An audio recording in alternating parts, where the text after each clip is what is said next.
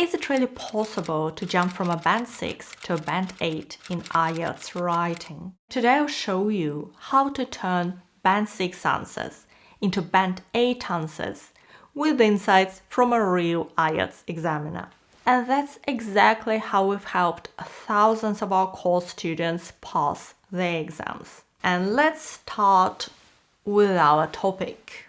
The working week should be shorter and workers should have a longer weekend. To what extent do you agree or disagree with this statement? Give reasons for your answer and include any relevant examples from your own knowledge or experience. Opinion essays or agree-disagree essays are extremely common in IELTS, so these mistakes are very common too. Take a look at this opening paragraph. Many people say that we work too much and that the weekend is not long enough. Perhaps there are good reasons for reducing the number of hours we work, as well as some reasons against this idea. For this video, I've invited a former IELTS examiner from our team to share some insights and scores so you could see their thinking. To make it more fun, I'll be playing the examiner, delivering the insights from the real examiner. Okay? The examiner, what do you think? After reading this, I honestly can't tell whether she agrees or disagrees with the statement. And that's the first rule of task 2. State your opinion in the opening paragraph, then stick with it. Add reasons, examples, support all the way through. This, not a promising start. Okay, the message is clear. Here is how I rewrote this introduction. Over the last few years, it has been proposed that the working week should be shortened to 4 days.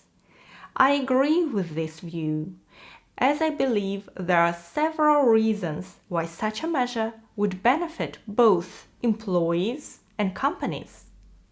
2 sentences, a clear summary of the statement, followed by the opinion and the passive voice. It has been proposed, it should be shortened. Always impressive. At this point, I'd be thinking a 6 for the first version and a strong 8 for the second. Your introduction forms only the first impression of your essay, but it really matters. So make your position clear. And in our Oxford students essay, there was another problem. Let me show you her structure, and you see if you can spot it. She wrote the introduction, then she had 2 body paragraphs, one explaining why she agrees and why she disagrees. And finally, she wrapped it up with the conclusion. What's the mistake? At first glance, fine, 4 paragraphs, but then inside, 1 paragraph for I agree, another for I disagree. Brilliant. It makes no sense. Well, that's one way to fail quickly. Indeed, this kind of mistake is very expensive when it comes to task achievement, and an unfortunate one too. Examiners expect you to show that you understand what to write about by just reading the task. But in my experience, this is often not the case. And I see why. And that's why in my courses, we go into detail about how to answer each type of task and what belongs in each paragraph. There is a way to write an essay where you partly agree and partly disagree, but that's a more advanced structure. The simplest and safest option is to pick one side, in our case, I agree, and then write 1 body paragraph explaining one reason why you agree and another body paragraph with a different reason why you agree. That's the simplest way to get the score you need. Now, what does our kind examiner think about the first body paragraph? Let me see. A point in favor is that workers would have a better work-life balance. The opening statement is good. It mentions a better work-life balance than where I work, for example. I sometimes have to work late. I have little time, and then I don't feel motivated. I'm sorry, but your issues with your boss don't convince me that the working week should be cut to 4 days. I don't see this very personal example as relevant. What's next? Perhaps we could also share jobs, and 2 workers could split the working week between them. This would help reduce unemployment, and an older worker could share with a younger, less experienced one. All interesting ideas, but I don't see how they're connected with the main idea of reducing the working week. Maybe there is a connection, but it's not clear. Band 6 for task response would be too generous here. With all the irrelevant ideas, it's more like a 5. Ouch, that was a bit harsh. But 2 quick points here. First, even though the task says give examples from your personal experience, don't make those examples too personal. It's better to frame them in a way that feels general and appropriate for an academic essay. Second, in most cases, it's best to develop one clear idea per paragraph. You can include several ideas, but only if they're logically connected. And make sure that each idea helps you answer the main question and isn't just a comment about the topic. Develop your ideas using relevant examples, or you risk losing a lot of marks. So, let me show you what a good paragraph looks like. Firstly, a longer weekend would help create a better work-life balance. Sentence 1 is our topic sentence which introduces the main idea. Sentence 2 justifies this idea with a simple example. It would give employees extra leisure time to pursue their interests or hobbies and spend quality time with their loved ones. The same idea as before, just framed in a more general way. And the following sentence discusses the results. This would result in lower stress levels and fewer cases of burnout caused by work overload, which has become more common recently, particularly among younger workers. The last sentence in the paragraph turns to the consequences for companies that would have, shall we say, happier staff. Consequently, companies that adopt a shorter working week would benefit from staff with higher levels of job satisfaction and personal well-being. Examiner, are you happy with this one? Each sentence follows on logically from the previous one. There is real development of a point of view. A strong 8 or even a 9 for task response. As for coherence and cohesion, it's an 8. As you've probably noticed, the examiner doesn't just assess your task response, how well you answer the question. They also look at something called coherence and cohesion. And that basically means, does your essay have a clear structure? Is it easy to follow? Do your ideas flow naturally one from another? And to make that happen, we need 2 things. The first is cohesive devices, or those linking words, firstly and consequently. The second is referencing, when you point back at something you've already mentioned, like it would give, this would result. Together, cohesive devices and referencing make your essay smooth and easy to read. So the lesson is, make your essay easy to read by linking your ideas. Before we get to the other 2 aspects of writing that are really easy to overlook, but the examiners will spot straight away, I want to add that to get your best possible score, you should also learn what types of tasks exist in task 1 and 2 and how to answer each of them, what to write about in each part of your answers, and more generally, what the IELTS writing requirements are and how to meet them. I've designed my online courses specifically to teach you all this, and these courses can help you prepare for IELTS writing and speaking in less time and achieve a higher score.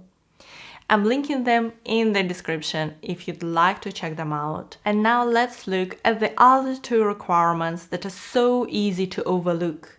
And I'll let our examiner do the commenting. I'm not gonna read the whole paragraph to you, but have a look at this. So the first sentence, also people can be more productive if they work fewer days. Fine. Then the second sentence really worries me. This has happened in Iceland and other places. So what's happened? Tell me more. Workers in all countries are happier because of the long weekend. The idea is not developed at all. The second sentence just jumps to workers in all countries. A bit overgeneralized, don't you think? I know I'll be hated for this, but band 6. And there is something else too. Our test taker has overlooked the need to have a richer, varied vocabulary with examples of less common words. Count how many times in this paragraph we have repeats of workers, work, working, and weekends. The answer is 7. So for lexical resource, I can't give more than a 6. Okay, 2 lessons here. First of all, back up your ideas. And second, watch your vocabulary. Now, let me show you a good version of this paragraph, a one to aspire to. If it's a little bit too complex, don't worry, you don't have to write like this to pass. So we introduce the paragraph. This, in turn, could well lead to increased output. Now we introduce our examples. Several countries, including France, Iceland, and even Japan, have experimented with the 4-day week in recent years. And now, unlike the previous paragraph, we give more details. In terms of productivity, the results are encouraging. For example, Microsoft Japan achieved significant gains not only in productivity, but also in reduced electricity consumption and very high rates of worker satisfaction. And one more example. In Iceland, the shorter working week has been widely adopted and has been described as an overwhelming success. I know you may not know such examples for each topic, but you can use simple examples and still get a high score. In the exam I took recently, I got a band 9 for task response with very simple writing. And in this version, the vocabulary is also varied. So we have some examples of uncommon words, such as output and adopted.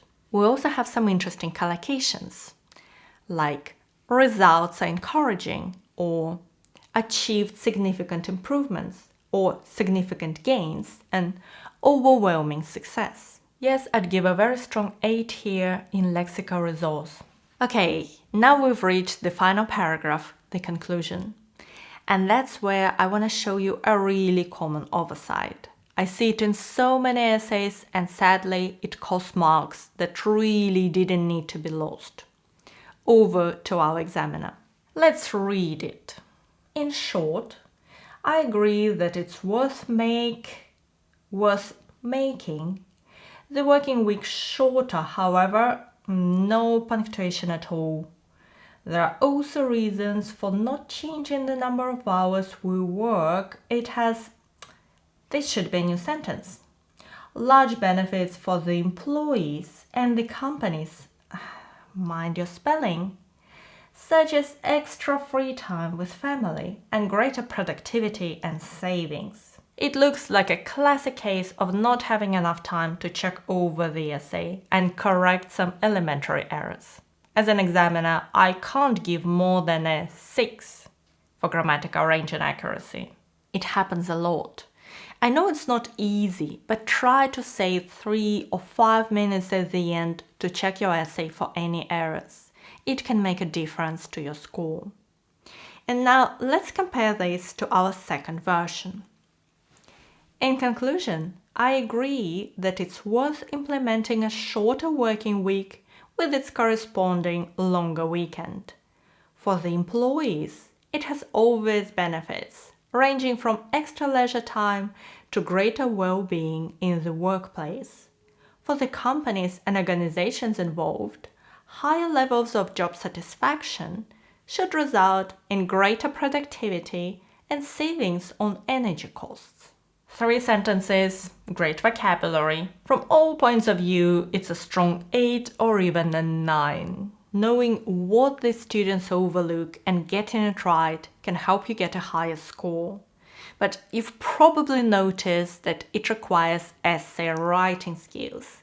And if that's something that doesn't come easy, I showed the easiest way to pass IELTS writing in this video here. And for step-by-step preparation, check out my courses. And thank you so much for watching me today, and good luck with your preparation and your exam. Bye!